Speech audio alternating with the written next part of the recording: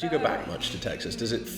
How much of it? Because I mean, I was raised somewhere where I've hardly ever been back, and I'm kind of nervous of going back there and looking around and realizing I don't remember it as much as I thought I did, or something like that. Do you go back? And have a look around? It's interesting because I go to Texas a couple times a year, and I'm there just performing, playing music, and that's always just you get in, you see the club, you don't have time to really look around that much. So, but I did on a tour recently. I had a couple days off in Texas, and I explored that and went back to the little town that I'm originally from, this tiny little town called Frost. And it's Frost. Frost, it's Texas. Ironic. It is very ironic. The high school mascot was the polar bears in the middle of the heat of Texas. But yeah, I haven't spent that much time, going back and exploring like where I actually came from, but except that once. But yeah, usually I'm just passing through, and it's the big cities.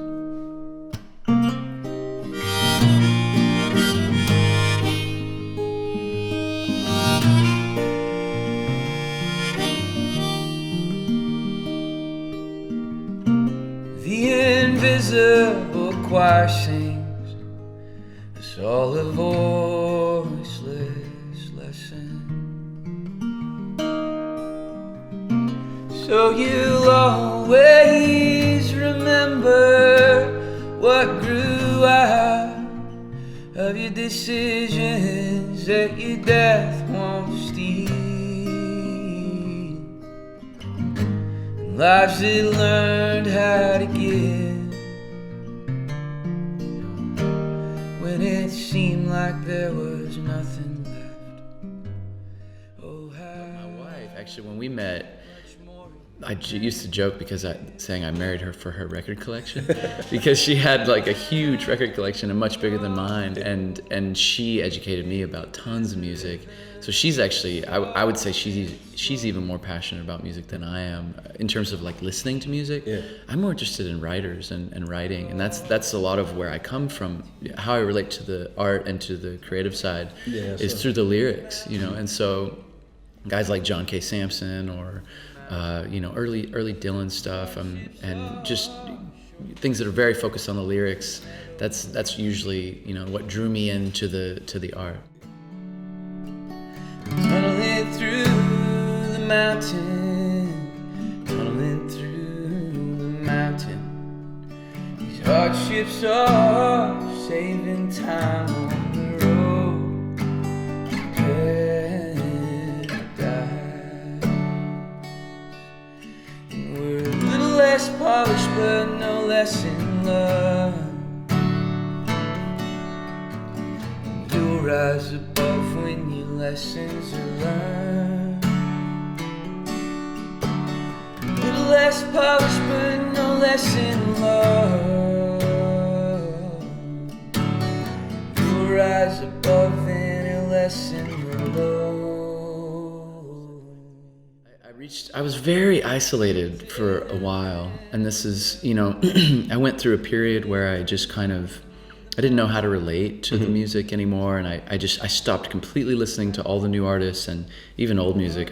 For a couple of years, I really just kind of cleared my mind of everything, and I wasn't so sure how to relate to all of it, but now I'm starting to be interested in exploring new artists again, and I think it was sort of a burnout. It was just so many years of touring and making albums, and I just made my 8th record, and I just kind of had reached what felt like a dead end road, and I needed to kind of do a reset and find new inspiration. But you're kind of, I suppose, in the stage now where you're a lifer musician. You're not one of these people who's going to do a couple of vaguely popular albums and then just think, you know what, this is just too hard. I'm going to get a fucking proper job. No, those days are behind me now. But that must be an odd transition where you get to the point where it's like, right, I'm not headlining Glastonbury, but I'm not giving this up either. Yeah. And do you have to really readjust your relationship with the music so that it works for you then, as opposed to... Yeah, and I had to readjust my relationship to how I saw success and how I felt about just all the other aspects of the business, and pretty much all that went out the window. And I just decided, well, this is what I think I was born to do. I have a sense of dharma, a sense of purpose around it. And so it doesn't really matter to me I don't really care if people like it or not. Of course, it's great if they want to listen to it, and there's more people at the show. Awesome. Trees are stacked in rows on the side of the road, stripped of any dignity that a birthing may have had. 100,000 crucified on the Mojave I-5 line.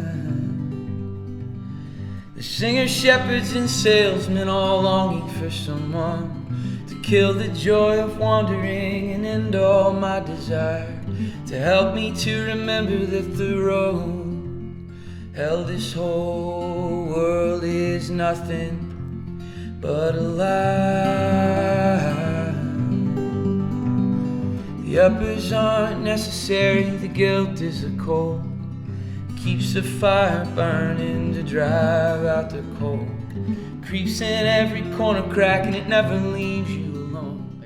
I'm looking for something classic and timeless. Like, I want something that will still be good in 20 years. You know, and that's what's interesting to me. That's a lot of the music I like. And so I'm looking for this like essence of truth, or something essential about life that's, you know, that I think music is such a great way to capture and carry. And so, you know, for me, like my fourth album, Makers, I feel like that really, to me, that's my favorite of what I've done. And I mean, besides Hospital Handshakes, and then I really am excited about the new EP that I just did. But yeah, that's really. But again, it's really quite quiet and yeah, it is. Yeah, like you said, it's a bit more in that classic mold, isn't it? Yeah, yeah. And I've kind of gone back and forth with the punk rock influence and the indie rock stuff, but I'm always drawn back to this songwriter thing, and like, you know, in that way, some of my older songs, I'm just as excited to play, you know, as the new stuff. In the sky, bright colored light, suffering horizon of my mind. I'm a patient with no patience.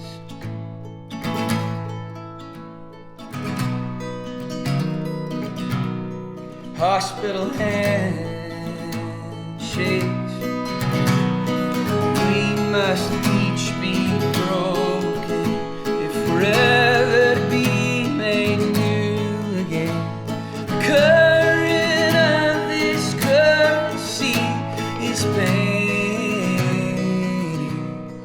Painting me golden.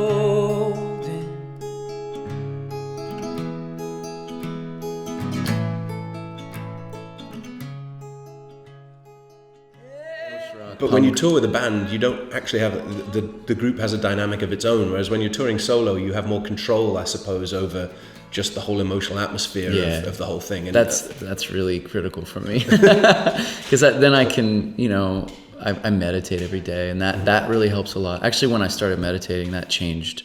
That's pretty much changed everything in my life. And so, and I can handle more stress because it's just like, it relieves so many things that used to bother me, depressions, anxieties, like those kind of things. And I still struggle with a lot of those demons, of course, but I just feel like now I kind of have a better way of balancing things on the road, and you know, cutting drugs and alcohol out of the system was big for that too. And, you know, just being focused on the art and that part of it.